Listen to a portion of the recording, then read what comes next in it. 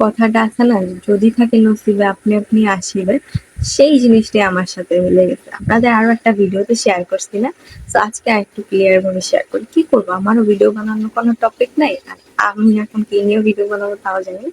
আর সত্যি কথা বলতে আমি বর্তমানে অনেক বেশি অসুস্থ, কারণ 5টা ইনজেকশন দেওয়ার পরে ইনজেকশন গুলো হয় প্রচুর পাওয়ারি। এক একটা ইনজেকশনের দাম আপনার 1,500 করে, ঠিক আছে?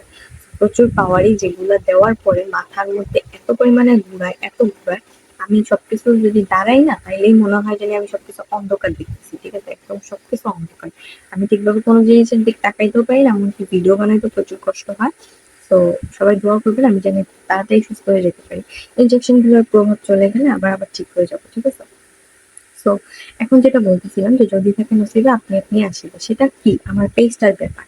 শুনেন, এই পেজটা আমি অনেক কষ্ট করে বড় করছি। যারা আমার আগে থেকে ভিডিও দেখেন একদম, ঠিক আছে? আমি নতুন থেকে যারা আছেন, আমি জানি না কেউ আছেন কিনা বর্তমানে, কারণ সবাই আর কি নতুনদেরকে কেউ সাপোর্ট করে না। আমি যতদূর দেখছি যে আমি যাদের পাশে ছিলাম অথবা যাদেরকে ফলো দিছি, আমি আজ পর্যন্ত তাদেরকে আমার পেজে পাই নাই যে তারা ঘুরে এসে আমার ভিডিও দেখছে, ঠিক আছে? আমি কখনো তাদেরকে পাই নাই।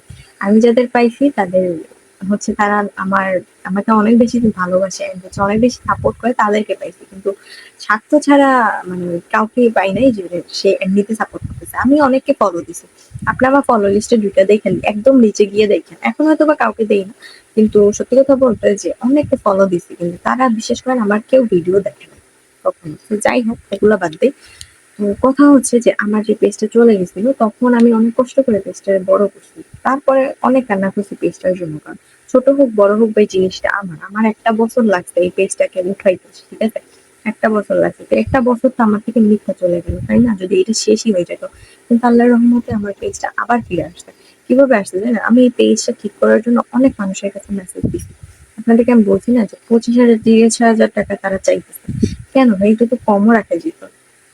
আমি তাদেরকে বলছি যে আমার কাছে 10,000 টাকা আছে, আপনারা 10,000-এর মতো রাখেন, কারণ বর্তমানে আমার কাছে কোনো টাকাই নেই। আমি ডাক্তার দেখাই আসছি, যার জন্য আমার কাছে বর্তমানে কোনো টাকাই নাই। আমি আপনাদেরকে দিতে পারবো না, আমার কাছে 10,000 আছে, আপনার 10,000 রাখেন। না, কোনোভাবেই পসিবল না। তাদের একদম 25,000 30,000 টাকা লাগবে। তাদের হচ্ছে অ্যাডভান্স দিতে হবে 12,000। তো এগুলা কেমন কথা? বুঝলাম না। যাই হোক না কেন, তারপরে আমি না আশা ছেড়ে দিচ্ছি যে না, আমার কাছে যেহেতু টাকা নেই, আমি তো আর মানুষের মিথ্যা আশা দিতে পারি না। আমার কাছে টাকা থাকলে না আমি দিতাম। তো নাই, কারণ আমি কয়েকদিন আগেই হচ্ছে ডাক্তার দেখাই আসছি, আপনাদেরকে বললাম না যে 20 30 30 40 এরকম আমার চলে গেছে। আমার এমআরআই করা লাগছে, পরে ওষুধ কেনা লাগছে, ইনজেকশন দেওয়া লাগছে, অনেকগুলো টাকা চলে গেছে। যার জন্য আমি চিন্তা করলাম যে না, যা গেছে গেছে, তার থেকে বেটার কিছু আসতে পারে। তো আমি ওয়েট করি যে আমি আবার শুরু করবো, সমস্যা নাই, একটা গেছে তো গেছে, বাট আমি আবার শুরু করবো। কিন্তু এই আশা আমি ছেড়েই দিছি। ছেড়ে দিয়ে আমি হচ্ছে এখন নতুন করে পেজ খুলে সবকিছু শুরু করতে গেছি। আহ কিছুদিন পরে, 6 দিন পরে আমার কাছে এমনি মেসেজ আসছে যে আমার পেজটা আবার ব্যাক আসছে। পেজ না, তবে আইডি ব্যাক আসছে, তবে অন্য মেসেজ আসছিল। তারপরে অ্যাডমিন আইডিতে ঢুকে দেখি যে আমার পেজ চলে আসছে। আর তারপর মেইন আইডিতে ঢুকে দেখি মেইন আইডিও চলে আসছে, ডিসেবল হওয়া আইডি, তারপরে ব্যাক আসছে। কিছুই করি নাই। তো যাই হোক, সবাই ভালো থাকেন, সুস্থ থাকেন। এটাই ছিল আমার মূল কথা, যে যদি থাকে নসিবে আপনি আপনি আসিবে। এটা আপনারাও বিশ্বাস করেন, আমিও বিশ্বাস করি, কারণ আল্লাহ যদি চায় সবকিছুই হয়।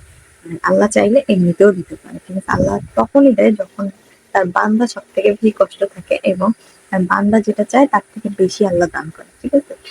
যাই হোক, সবাই ভালো থাকেন, সুস্থ থাকেন। আমার পরে কোনো ভিডিওতে দেখা হবে। আল্লাহ হাফেজ সবাইকে। আসসালামু আলাইকুম।